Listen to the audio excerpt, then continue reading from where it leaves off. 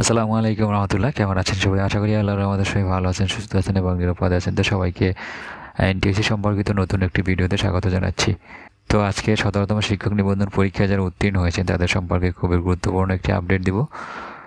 তো তার আগে সবার কাছে একটি রিকোয়েস্ট, সেটা হচ্ছে যারা আমার চ্যানেলে নতুন, প্লিজ চ্যানেলটি সাবস্ক্রাইব করবেন এবং পাশে বেল আইকনে ক্লিক করে দিবেন। তো আজকে একটি আপডেট আসছে যে 17তম শিক্ষক নিবন্ধন পরীক্ষায় উত্তীর্ণদের নিবন্ধন সার্টিফিকেট বাতিল করেছে এনটিএসসি। তো এই সম্পর্কে যে নিউজটা আসছে সেটার বিস্তারিত আমরা আজকে দেখব। দ্য ডেইলি ক্যাম্পাস পত্রিকায় নিউজটা আসছে যে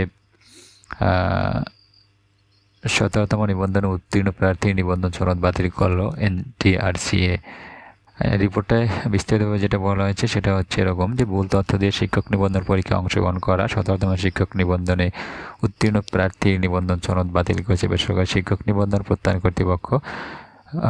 সংস্থাটির সহকারী পরিচালক পরীক্ষা মূল্যায়ন প্রত্যয়ন 1 ফিরোজ আহমেদ স্বাক্ষরিত এক বিজ্ঞপ্তিতে এ তথ্য জানানো হয়েছে। বিজ্ঞপ্তিতে বলা হয়েছে, সপ্তদশ শিক্ষক নিবন্ধন পরীক্ষা 2020-এর 40-527-19 রোল নাম্বারধারী ইমদাদুল হক জগন্নাথ বিশ্ববিদ্যালয় থেকে ইতিহাস বিষয়ে 2015-16 শিক্ষাবর্ষে 4 বছরের অনার্স ডিগ্রি লাভ করেন এবং উক্ত শিক্ষাগত যোগ্যতা সনদ ব্যবহার করে সপ্তদশ শিক্ষক নিবন্ধন পরীক্ষায় ইতিহাস বিষয়ে পদে অংশগ্রহণ করে নিবন্ধন প্রত্যয়নপত্র লাভ করেন।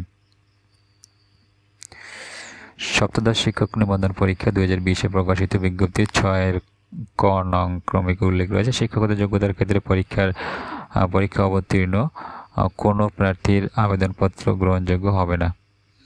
উক্ত বিজ্ঞপ্তির 3-এর খ নং ক্রমিকে উল্লেখ রয়েছে, অনলাইনে আবেদনপত্র জমা প্রদানের শেষ তারিখ ও সময় 6 এপ্রিল 2020 তারিখ রাত 12টা পর্যন্ত। তো এখানের মূল বিষয় হচ্ছে যে ভুল তথ্য দিয়ে নিবন্ধন পরীক্ষার জন্য আবেদন করা এবং সেখান থেকে পরীক্ষা দিয়ে ভাইভা দিয়ে পরীক্ষা উত্তীর্ণ হওয়ার পরে এনটিআরসি যখন জানতে পারলো যে তার এই যে রোল নাম্বার, যে শিক্ষাগত যোগ্যতা যে তথ্য সে দিয়েছিল সেই তথ্যগুলো ভুল, এটা জানার পরে হচ্ছে তার সার্টিফিকেটটা বাতিল করা হয়েছে। তো এটা একটা নিদর্শন, পরবর্তীতে যারা নিবন্ধন পরীক্ষায় আবেদন করবেন তাদের জন্য একটা সতর্ক বার্তা, যাতে করে কেউ কোনো ভুল তথ্য দিয়ে আবেদনপত্র নিবন্ধন পরীক্ষার যে আবেদন সেটা না করেন এবং পরীক্ষা না দেন। এটা একটা সতর্ক বার্তা এখানে বলা যায়, যেরকম সতর্ক বার্তা আমরা এখান থেকে পাই এবং আশা করি পরবর্তীতে যাতে এই ধরনের কার্যক্রম করতে না পারে সেজন্য আরও এনটিএসসি সতর্ক থাকবেন এবং এ বিষয়ে আরও দ্রুত পদক্ষেপ গ্রহণ করবেন।